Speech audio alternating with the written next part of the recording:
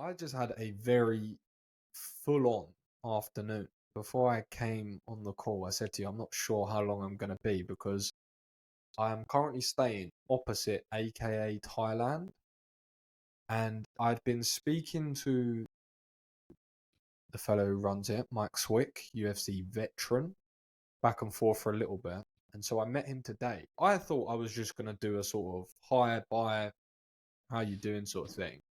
But we ended up going into his office and having a proper sit-down meeting for maybe about an hour and a half. We did the full tour of the gym, and then we sat in his office and just discussed everything to do with the business, the operations, the projects, the different things they have in the pipeline, the different things that they have coming up. And it got pumped.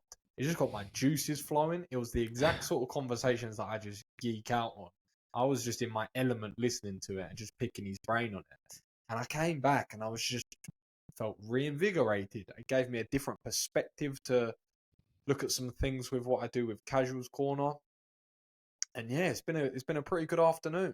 And AKA is obviously a very, very well-known brand. And of course, they've got the one out in Thailand where there's more Muay Thai gyms per capita than anywhere in the world, of course. And they've won Best Muay Thai Gym 3 times. So, yeah, it's doing very, very big things. And it's got a lot of exciting projects, man. And just listening to him talk about the different things they're releasing, the ideas behind it, the NFT projects, which is a thing that I'm very, very passionate about. Yeah, it was just super. It was super fascinating. So I've had quite a full-on afternoon, I would say.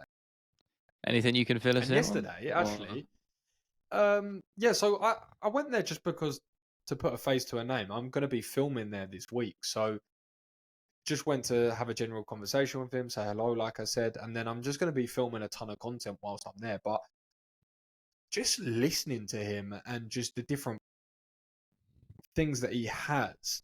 So they're just building out this new phase 2, essentially. And that's basically for the gold members, like gold NFT holders. And that's going to have a ton of new facilities.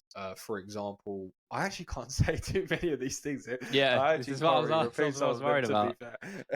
Yeah, they're one of them on a smaller level is they're sort of building a crazy new pool. That's what I can say.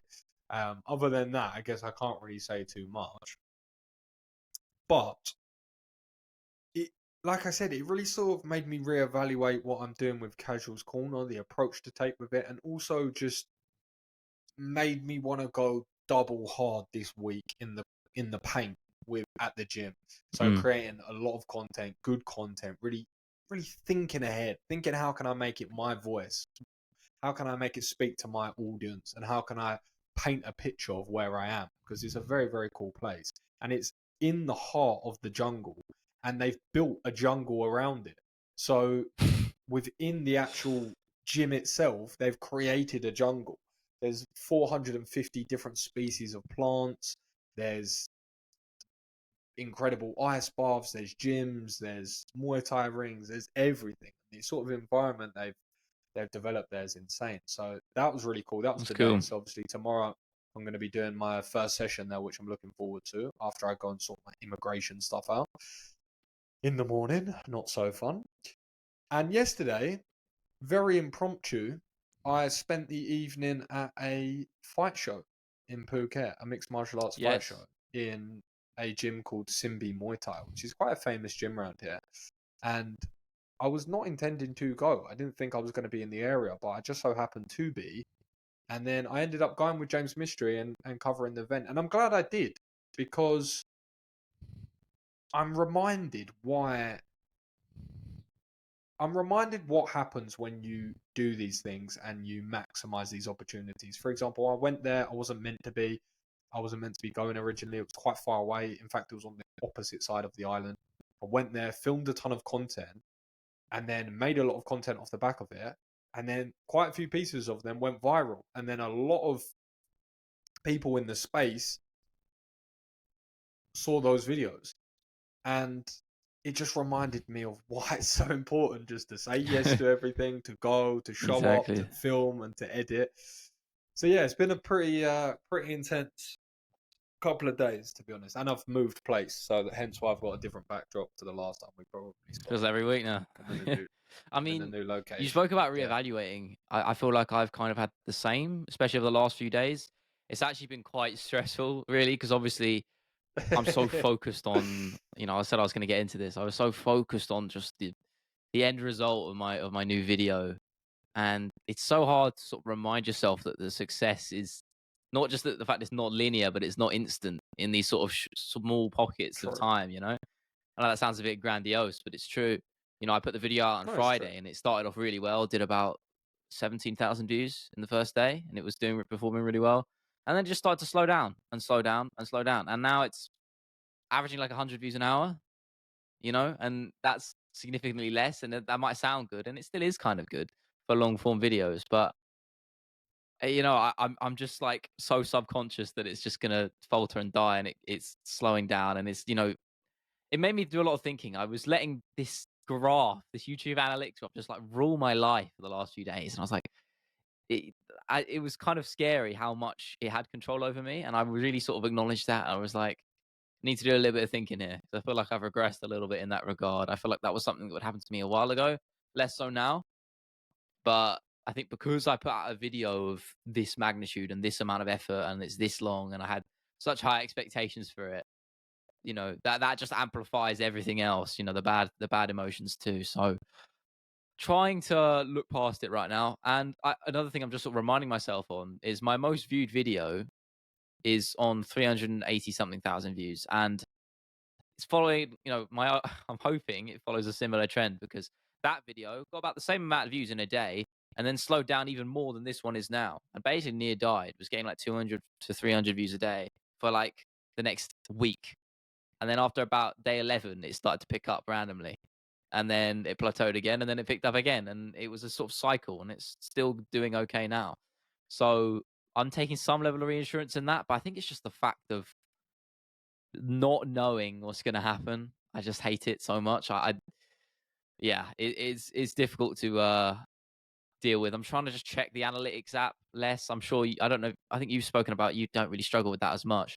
You don't let these analytics sort of rule your mental as much. And I'm usually better at that, but it has been hard. I'm not gonna sit here and lie. It's been pretty difficult for the last few days. So yeah, been a tough few days, but I'm still proud of the result. But at the end of the day, it's hard not to let it control you. It's a bit of an exaggeration, but because at the end of the day, views is revenue. That's how you earn money. That's how you live. So it's a tough one. I do think, like what I said before, though, on the podcast that never went out because it never actually filmed, annoyingly, it is easy to get caught in those analytics and the graphs and all of this. But I always believe the North Star, or the golden question, the golden goose, should always essentially just go back to what would make people enjoy this more? I think that's the question. Not graphs, not analytics, not times, not drop-off points. Just, of course, those things can help and you can get into the weeds of it. But I think if you just look at that North Star, like more so than like the smaller details, I think in the longer run, that's gonna benefit you a little bit more. Because otherwise, it's very easy to get an unhealthy obsession over them. One thing that I've got to say, because I can't not say it. And I know you're not going to want to hear this, by the way. I was going to say, do you want some feedback? But I knew that you didn't, because you won't want it. No. Of course I want feedback. No, you don't. Because I've said, because it's about one specific thing. I know what it is. I think. Are you talking about the thumbnail? What do you think it is? The thumbnail. I know you're. Yeah. No, it's meant to look like that. Let me explain. I know that's your. I just know that's a non-negotiable for you. I don't even have to get into it's not necessarily. It's not. let me go on. Okay, it's not necessarily, but I reckon a large part is just because I know that you said, okay, I got a thumbnail, it makes sense. It has to be that. It has to be that. You said that before I even knew what it was. I did. It's not that.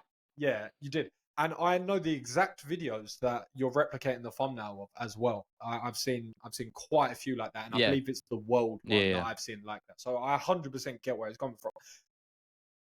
I was reading the comments and I couldn't help but really agree with one guy. I looked at the I thumbnail saw and I it. thought, I know which one you're talking about. I know which one you're the talking about. timeline. Wait. What are you Say talking it again. about? There was a One guy. person said, "Go on." Yeah, you go. You go. I was just reading through the comments, and obviously a load of nice comments, by the way, which is obviously good, and a lot of people Thank you. enjoyed it. So maybe rather than getting caught up in what it isn't doing, maybe think about what it is doing for the smaller populace. You can't, and it's the same for me. And I remember I hit this sort of like little turning point probably a while ago now. I can't remember who it was in business. I cannot remember who it was, but it was no one to do with MMA. And they said, when they were speaking about their product or their service, I can't remember what it was at the time, but they said the easiest way to operate in business, or the best way to operate in business, is whatever your next product is, or whatever your next point of service is. If you're a freelancer, it would be your next project that you work on with someone. If it's your next package of something, it's the next one that you sell. Act as if that is the only one in the world, and that customer is everything to you. And I realized I wasn't doing that, because although it's a little bit different in the content game, I was sort of casting this mind onto big audiences and a lot of people and all of these different things. And I was almost neglecting the people that were there, that were watching. So I definitely think there's an element to that. It's like, yes, I know you're casting your mind further, and that's a good thing in a lot of ways. But also, don't forget the people that are there, and don't forget how to make something to the best of what they want. And also, just little things like I saw you engaging with the community anyway, but things like that are good. Like, treasure the people that you have Oh yeah. now, and because that does make a big difference. Not saying that you weren't doing that. That was just a slight tangent. But no, I was reading the comments, and that was more so for people listening, because it's true. I made that mistake, right? I was sort of thinking No, about you're right. bigger audiences and bigger numbers, and I wasn't Oh no, giving the you're right most though. I value make to a point all of of the that. people. Yeah, I do that in my streams as much as I can, in particular, because Yeah, I recognize certain people. I try and remember everybody's name who joins my stream, and I feel like that's there's difficult. Yeah, there's something in that, yeah, for sure. Yeah, sorry. But The what I specific was comment saying, you were. originally was, I was reading through the comments, and I looked at the thumbnail, and I didn't dislike it, and I got it, but I just thought, I just thought, I think there's some sort of YouTube faux pas to not have the title in the thumbnail, especially when there is no thumbnail and the thumbnail is the title. I don't know. Maybe I'm wrong on that. But the second thing is, I read the comment and it said, I think the thumbnail should just be a timeline from the start to the finish, just like a very simple timeline. I thought about it and I was like, that's a really good idea. You should definitely experiment with that. And then I was thinking, maybe I should tell you. And then I was thinking, I feel like he's going to be very invested into this I didn't see that particular one. one and I not. didn't see that comment. Yeah, No, I saw it. And I yeah. even liked it so that it had more social proof on it, because Oh, it had a doing your few part. likes. Yeah, it had a few. Yeah, No, but I it had didn't a see few that likes. one. So I wanted Okay. to show that it wasn't, when I said this, it wasn't just me that thought, oh, that's quite a good idea. There was a few people that liked it. And it wasn't in a negative way either. The comment wasn't in like No. that looks crap, it should be this. It was just like Yeah. you seem to have built quite a nice community, to be honest, because I was reading through the Yeah, comments. for sure. Yeah, There's a nice community feel in the comments. It's a tricky. Cool. I mean, you are definitely, there's some merit to it, because I wouldn't say the click through rate is actually is a bit below what I'd usually expect, not by a huge amount. Like it's about 5.1% right now from 20,000 views, which is like, I'd say about Still good. 0.6 or 7% lower than what I usually get. And obviously it does dilute, but it's just, I mean, I want to give it a bit more time. Because I'm definitely open to changing the title and format, but I want to give it the same time that I did my other video, because sometimes YouTube just takes a while to push it to the right audiences, and I have faith that it will do that. I've not lost faith in it because like my average watch time is good. I know it's not everything. Yeah. You have to put everything in your favor. But for me, Yeah, I'd say the no, video no, is good. no, I no. think the idea is good. I think put together, everything is Oh, good for for a sure. Yeah. successful video. Like, I mean, my watch time was like, is my average view duration is I was like it's like 16 minutes and 45 seconds, which is crazy. It's a long So time. Yeah. It's a yeah, long time. so you know, obviously it's an hour long video, so it's going to be up on average. But to keep that amount of people for that amount of time is still pretty good. So I'm definitely open to changing it in terms of the format and style. It's not something it's obviously something I've done before. It's just I want to give it a little bit more time. But there's definitely some merit in what you're saying. It's just specifically, It and wasn't my normally I'd agree with you. I normally I would No, agree there's with it. not Again, it's it's the not right specific or wrong. branding. It's not right or wrong. Yeah, I It was suppose more so not. just But it was more so I just read the comment and I didn't have an idea. It wasn't like I was looking at that thinking, oh, I could think of something better. It was literally none of that. It was just I was reading through the comments and someone said it was a timeline. And then when I thought about it as a thumbnail and a title, I thought, that would make me click more because it sort of the reason why I say that just as a consumer, not as like a you should do this, but as a consumer, the reason why I believe subconsciously I would click on that is because it already gives me in the thumbnail it gives what every consumer wants, which is a story, right? And they want to know that they're going to go from point A to point B. And a timeline is the best way to show that you're going to start somewhere and end somewhere. And a video that's all about starting at the very start and ending at UFC 300, I just thought it was very linear and very I'll applicable. definitely do some That's why I experimenting. thought it was a good idea. And then I thought in my head, I was, well, I know the sort of title you've gone with, and I like the title. And then I thought, if it was just like a super plain, like super plain generic timeline, literally as basic as it could be, I don't know, with like UFC logo, I'm not too sure. Yeah. That'd be for you to sort of find out. I thought, yeah, I that would really make me click. Like it would really pop, and it would really make me click. So that was my thought process behind that, and that's me sort of unraveling subconsciously why I thought that was a good comment, because I thought when I read that, I thought that would definitely be more triggering to me, because subconsciously you've got the storyline, you know, you're going to start here and end there, and also it's like you never see that. You just never see that. So yeah, that was just my 2 cents. Well, it wasn't mine. It was actually a comment, I'll definitely do some experimenting on a black background. You mean so the same sort of simplistic thing? Yeah, like the same actual thing, like actually the same thing. You know, like I got you. UFC 1, UFC 300, literally that, and it's kind of it. Okay, all right. So I'll do some thinking. I like that. I'll definitely after this, after we record this, I'll go and draft something up and I'll have a think. See how I like it. Does that mean you like it? Oh, wow, that's yeah. I'll definitely give it a think. But I might if I do end up finding one I like or making one I like, I'll slap it on for a little bit and see how the click-through rate changes for a few hours. But like I said, the fact that your community's even going in and dropping things like that's pretty cool to me. Yeah, and they're all people I recognise as well. Like they're always the same people. Yeah. Which is good, you know, you want that. Like, that was always my goal that I realized probably like half the way through the year last year. So like 6 months in, I reckon, I was like, I really just want to foster a community a bit more, because I think that's the problem. I've said this on stream before, is that's the problem with the style of content I make. It doesn't lend itself to being able to build a community as well as being a sort of the other side of the MMA YouTubers is what I've mentioned that many times, the sort of tier list creator guys or the sort of MMA gurus and that's the people. That's much more community focused because you're on camera all the time, you're live streaming all the time, and it's about that's not really what it's I want to do 100% of the fighters.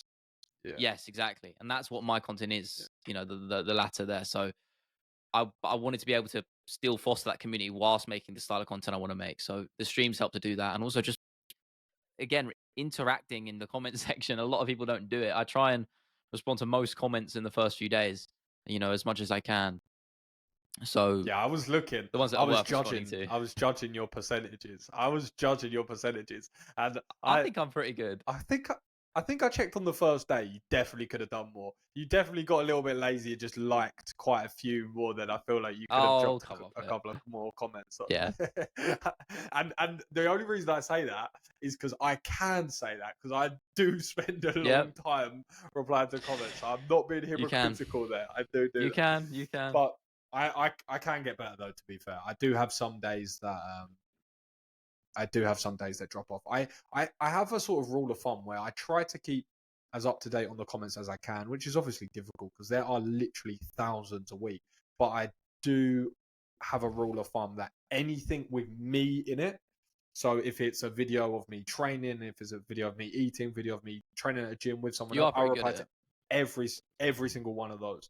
If it's like it's a news topical thing and I'm discussing and there's discussions, it's very, very hard. And more times than not, they're reference points to the video of like discussing different factors. So there's little sort of originality in them, you know. But when people go out their Yeah. way to comment on things that are like actual pieces of work, well, obviously everything is.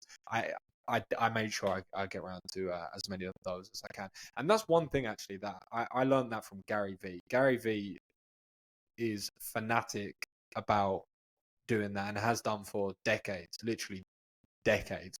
And he said, if I can do it when I've got millions of followers and millions of comments and DMs, then you can do it as well. And that always stuck with me from when I first started the page. And there's definitely been times where I still replied and interacted, but I'd strayed away a little bit, and I didn't, and I wasn't as good as it as I used to be. And I sort of reality checked myself, and I was like, hold up, don't get too big for your own boots. Like, go back to your roots, reply to everything. Every DM I've ever had, I've replied to. There's no outstanding DMs I've ever had. I've replied to every single person that's DM'd me, whether that's on TikTok, Instagram, anything. I Yeah, I'm respond good to with every DMs as DM. well So yeah, that is because it means one thing. more But because they're reaching out to you specifically. So obviously, I do my best to true, respond to any of them. Yeah. true. And I've got to say, I've had a lot more. I think I mentioned it the other day, but again, it was on the call that we didn't have. Since I've been out here, I had this sort of, I don't know. It's been strange because since I've come out here and I've started creating content, obviously different styles, me going to events, me just going to the beach, me 7-Eleven, whatever it is, different things. I was skeptical at first because obviously it strays away a little bit from MMA and whatnot. And then I have to remind myself it's my brand and I can do what I want. And the two people I told you I spoke to the other day, I won't say who they are until they come to fruition, but two very, very big MMA pages. When I spoke to both of them, it was through the content like that perked their interest even more. And that sort of made them pull the trigger. So it just made me realize, and it also made me realize, I'm just speaking out loud here, to be honest, I'm not really making a point. It also made me realize now I combine that with the conversation I had earlier, talking about Mike Swick and how he sort of game planned his ideas with gyms and how he sort of flipped the switch. It is really making me just want to double down in, and it's like what you said before, even with like the food fighters and things like that, just double down in the things that I enjoy, that side of things, because I've realized that's where I'm getting a lot more opportunities. That's where a lot more things are cropping up. Of course, I'm starting to build an audience and attention and things like that, so it's getting to more people. But now that I'm doing Mm. those sort of rogue things, if you like, it's capturing a lot more attention because less people are doing it. Even though there's not crazy things, it's like me going 7-Eleven and picking up what I'm having for the fight nights. Nothing wild, but there's not a lot of people doing that, and so a lot more people are seeing that. If that makes sense. So yeah, I'm just thinking aloud on that. But let's get into some of the crazy topics that happened this weekend because it was a little bit I can wild. give you And one. we First go on, 1-2 hit finish me. with an eye poke from Chris Weidman. I feel like that's the Literally number where I was one going to topic. start. That's where I Yeah. was going to start, to be I honest. mean, How do you think I about said it? this How do on you feel? stream. It's pretty rough, isn't it? I mean, yeah, I was saying on stream that you'd expect a guy with the sort of fighting pedigree and integrity as a veteran of the game, a man like Chris Weidman, to really own up to his mistakes, especially a man who is just recently been on the end of. I see you frowning like that. Hmm. I'll get to it. A man who's been on the end of a loss that was out of his hands completely. Might I add, breaking his leg against Uriah Hall, brutally. That wasn't his fault, and that was out of his hands. So was it's not Petrino, Silva's loss, just on Saturday night. Completely out of his hands. Should not have been a win for Weidman. Should have been a no contest or a DQ, whichever one they would have decided to pick. And for me, there's one thing eye poking the guy and getting the win. There's another thing not owning up to the fact you did it and acting like it was, you have to sort of shrug and get on with it. Because I think that's left a really poor taste in most people's mouths. That's my point. A guy who's been in the game this long, you'd expect him to own up to it in the post-fight interview rather than doubling down. I'm going to hard disagree on that. Okay. Because a couple of things to this. Number one, what I actually thought was quite interesting.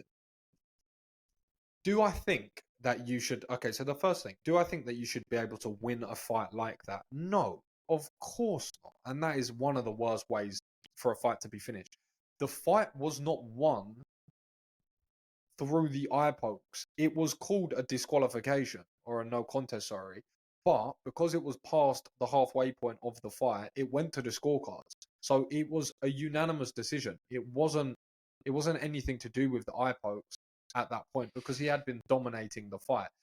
So that's the first thing, right? So the outcome of the fight wasn't dictated by the eye pokes, if that makes sense. It wasn't a knockout. Okay. It wasn't a TKO finish. It actually went to the scorecards because it got ruled as an accidental eye poke, couldn't progress, so it goes to the scorecards, of which he was winning, right? So he wins a unanimous decision, not a knockout, which is the first thing. The second thing is I don't know if he did explain it in the post-fight press conference, but what he said, I 100% do agree with. I really, really do agree with it. Don't get me wrong. Terrible, terrible things that, like, painful, horrible, wouldn't want to lose like that. Don't get me wrong. I'd be fuming if I was that guy, 100%. But Chris Weidman, like you said, he was a veteran. You said he's been around the game. Exactly. That's exactly why he said what he said in those interviews, especially in the post-fight. He said, first and foremost, he didn't say he didn't eye poke him. He owned up to it. I don't know in the cage, but he did in the interview. Yeah, and he couldn't not. It was very clear, right? It was so clear. You couldn't say, "Oh, I didn't do that." Yeah, you couldn't say I didn't do that. But where I do agree with it is, whatever happens, you can't. I know it's instinctual, and I know that would have hurt. I knew it would have flipping been painful.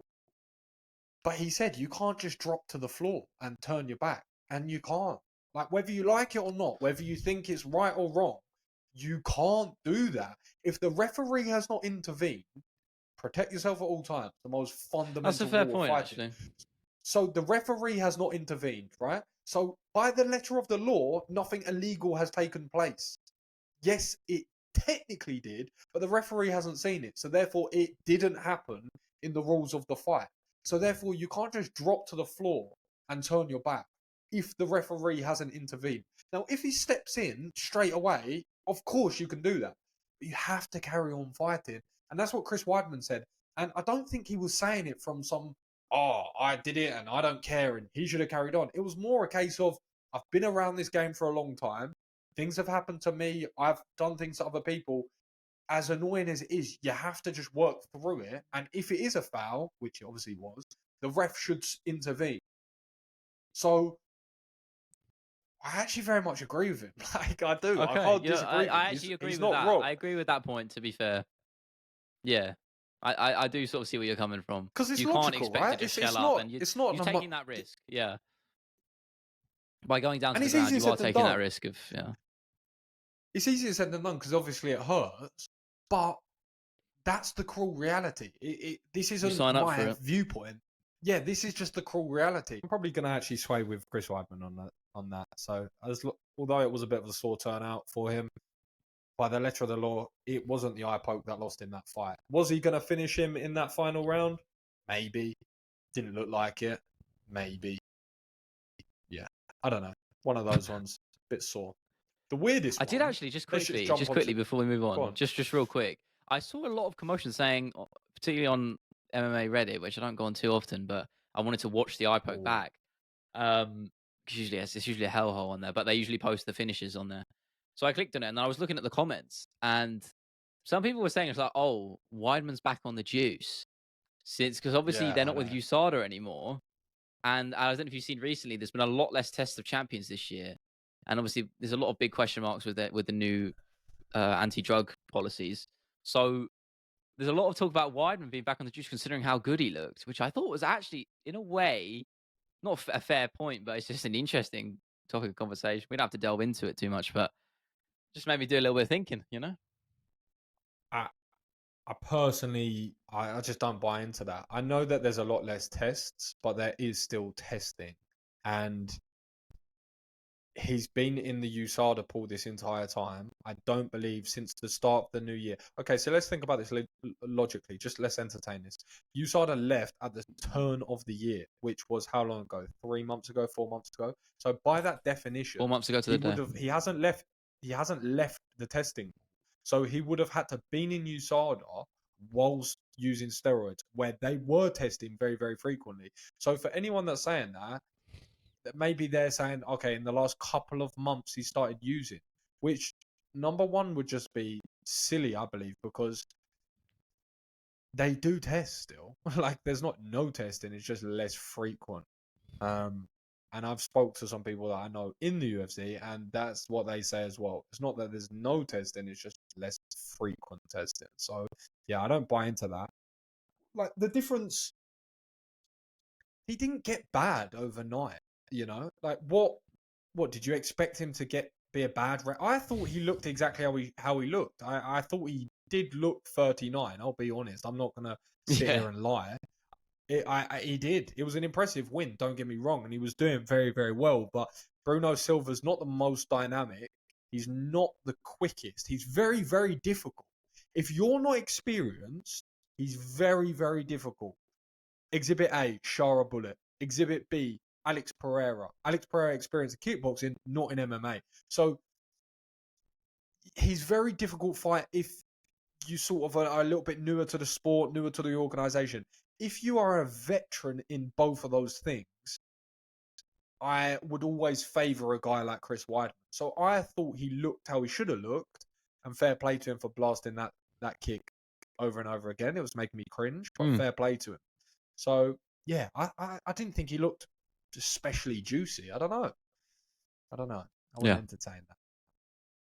What was juicy online, the discussion, is very good. People saying that it was fixed, right? Because of the Vicente Luque fight. I can't be asked. I'm so sick of people. No, I'm sorry. Anyone calling, I'm not even going to waste my energy on that. It's the dumbest thing I've ever heard in my life. Like, I'm just sick of people calling it MMA fixed. Like, we're past that. Come on. I'm not going to sit here and say there's no nefarious dealings in combat sports. There has been in, for decades. It's particularly in boxing. The one I can think of recently was Ricky Hatton's son was fighting. Obviously, they're trying to build him up against the guy who was, on the records and on paper, far, far less experienced than him in the ring. And surprisingly, he lost all 3 rounds in pretty much everybody's eyes quite clearly. And yet they gave him every single round, which is very, very suspect. That one I remember watching. I was like, what the hell? And obviously, it makes sense. A boxing record means far more than it does in MMA. Being undefeated is pretty much everything in that sport because you're built up as these sort of unstoppable machines. That's how they're marketed. And so that for me was a clear showing of some sort of dodgy dealings going on. But in MMA, I definitely feel like it's less prevalent. Definitely in the UFC. Obviously, in regional promotions, is likely a different story. But in the UFC, I think it's just so far fetched to say there's corruption in the judges. It's more incompetence. That's probably what I'd say. Well, talking of corruption, there is one man that comes to the minds of anyone when corruption is spoke in the vein of MMA, and that is James Krause. And this man has finally resurfaced after years I haven't seen of this. silence. He has resurfaced, and the first post was all about essentially just this new financial endeavor that he's essentially just creating a real estate portfolio. Is basically what it boils down to. Wow. And he is selling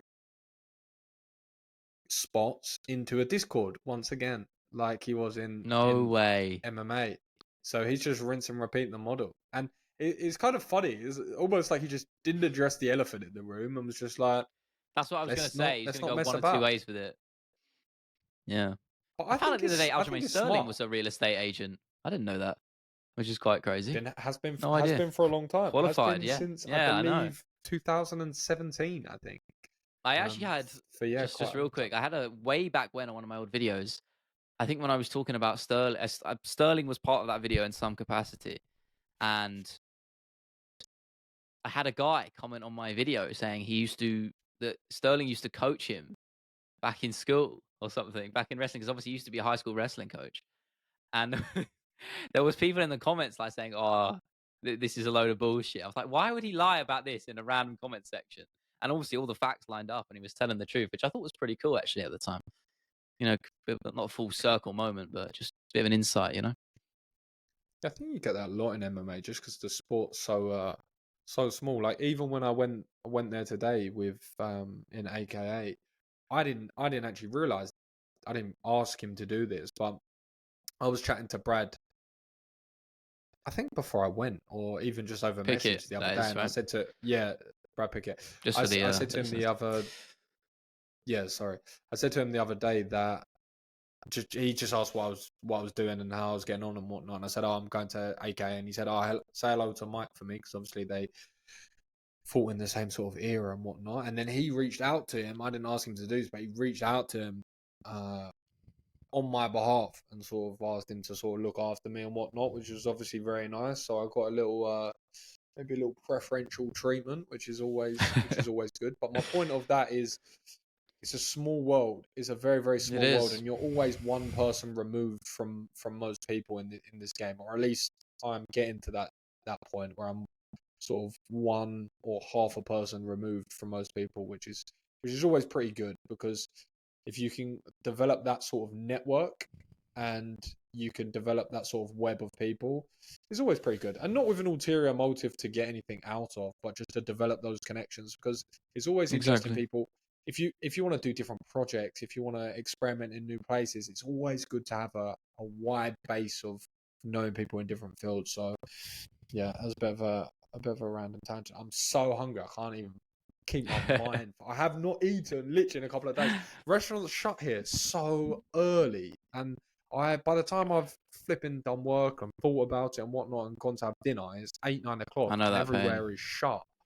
There's a cafe near me around the corner which does probably the best iced coffee I've ever had, but it closes at like 3 p.m.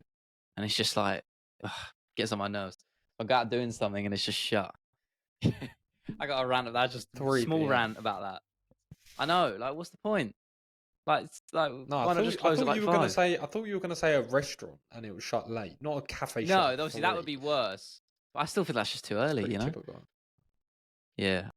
I mean, if you want, we can let you go. I can let you enjoy that authentic cuisine you're dying for. Yeah, we've got a fight card coming up this weekend. Nothing really to write home about. Real quick, actually, I will say, it's just as a reflection of that, of the burnout is, you know, there's that you feel that, right? The burnout in watching MMA and Apex events. We've ranted about it many times before. You've probably seen that clip on Twitter of MMA Guru just saying he has nothing in his life except MMA. And there was a lot of people quote tweeting, and there was quite a big discussion about that. Yeah. No, I mean, it's not though. It isn't that though. That's not true. Like you have more than that. You're out in fucking Thailand. Obviously, it's around MMA, but you're doing things outside of just watching the sport. You know, there is variation in your life. You have exercise, you have friends, you're traveling. Like as you said, all things that you want to do. And I feel like obviously, sorry. No, you're good. Sorry, I interrupted you. I was just gonna say, you're right. I think the difference is that is true for me, but I take all of my interests and channel them back into MMA. So travel, food, exercise, conversations, all these clothes, all these different things, and I channel them back into MMA. Whereas when he said that, MMA Guru is a very, very particular example, because he literally is sit down, watch fights, talk fights. That's it. And if that was all I was doing, I'd be soul crushing. I would feel I, like that as well. And I have had feelings like that in very, very small in very small doses. But then what I do is I just go and do more of the things that I want to do at that point. But he yeah, is every day talk about this sport and talk about these topics and watch it religiously. I'd genuinely go Whereas, insane. He's making bank, but good God, could not even do no, that for for sure. like a week. Yeah. It's I mean, it was difficult, a man. People reflection don't. of how the It's a sport is saturated hard as a whole. job. Yeah, it is difficult. There's always a big debate recently about, streaming being harder than regular 9 to 5, which I don't necessarily agree with, but it's more so the Hundred sense. percent, I agree with. It Hundred depends. percent It agree depends with on that. the job. I don't Like, think it does. Well, I think obviously. socially, Okay, absolutely, streaming crushes your social battery completely. That I will unequivocally agree with. That's the crux of it. Where I think a lot of that sort of complaints come from, because it really does. Because you've got to be alert and as present and not happy, but you've got to be engaging, for hours and hours on end in front of people, and it's exhausting. It's a tiring thing to do. So to do it every day for hours and hours and hours, it is hard on the social sort of part of the brain. That's probably what I would say. let's take like an entrance level job, right? Or even just maybe just above that level job. There's rarely much competition for that. It isn't hard to get one of those, right? It's not hard to do that. Okay. But to be a YouTuber, millions of people trying to do that, and to be a successful 0.1% of that, which he is very, very, very small percentage. Hugely competitive, small percentage.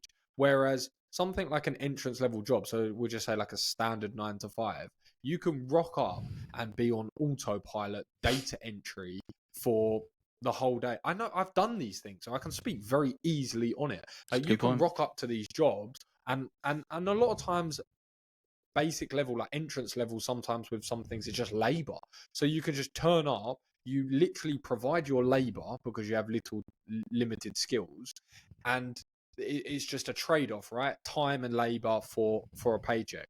Whereas if you're a YouTuber like your MMA guru, right, he makes videos every single day, then he has to learn how to edit, then he has to learn how to edit efficiently, then he has to learn how to make thumbnails and design thumbnails, then he has to be up for a ridiculous amount of hours, then he streams.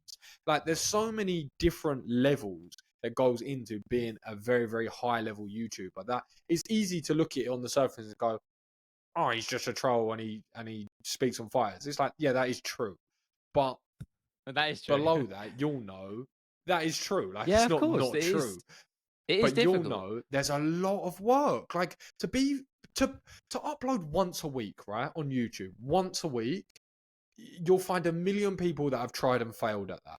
So to upload every day, multiple times every day, stream every day, watch every event, stream every event, give your life to it, because you can't, like, I know it sounds like extreme, but you can't go out with friends on a Saturday because you have to stream. You can't go to a birthday Yeah. because there's UFC on. Like, and you can't just keep missing weeks because people were like, hold up, we watch you when these events are on and the event is on and you're not here. Where are you? You're having a level of accountability to thousands of people. You don't have that when you have a regular 9 to 5. You go there, you leave, you're done. You're not done. Like, there's no off switch. When you're a creator like that, to that level, there's no off switch. He doesn't have an off switch. Like, he will just be in a loop of creating, editing, sleeping, creating, editing, sleep. He'll be in that loop. Like, there isn't any time for that. So I 100% agree with that. And I saw a lot of people commenting like, oh, he's easiest job in the world. I'm looking at these people thinking, I can tell that you just have some like standard job that I've had before. They're flipping easy. I You feel can like if do you them with haven't your done it, you don't eyes know. closed. That's probably what I'd say. If you got a Of taste of course, it, of you course. wouldn't want to do it in some capacity. Well, not No. necessarily, but if you saw the amount of effort that goes into some of these things, then I think they'd probably Uploading be a little every bit more day. sympathetic. You Yeah, think I you couldn't think do that. people are ready to film, edit, upload every day Yeah, on it's the YouTube? mental aspect more than anything. For me, if I was doing it in that style of just talking to the camera all the time, I'd just drop off the deep end completely. It's such a difficult thing to do. Like socially, See, it makes on I'd hanging find out with that people. easy. Yeah, you're you're pretty good at it, but I mean, just like hanging out, it makes hanging out with people just recreationally so difficult to do because Yeah, you I spend get all you. your energy and time being like this all the time, and it's hard. So I think It's there's exhausting, having mate. variance. You in know that what it's regard like is being good. on a Yeah, live stream for a few mate. hours. I did It's every time. I've said this before. I did 2 watch-alongs for 295 and 296, like 5 hours long, 5 or 6 hours long. I just can't do it. I just straight up cannot do it. It's no, so draining, it's especially for exhausting. us when you got to stay up to 7 a.m., mate. It's no, it's just rough. It's rough. It's a tough one. But that is the game. That's what we sign up for, Good man. place to It's end this it, I sort of stuff. reckon. That's what we sign up for. Yeah. This has 'Cause been I'm the ready MMA to Creators fucking. Podcast. I think this is episode number 44. And we will see you next Sunday.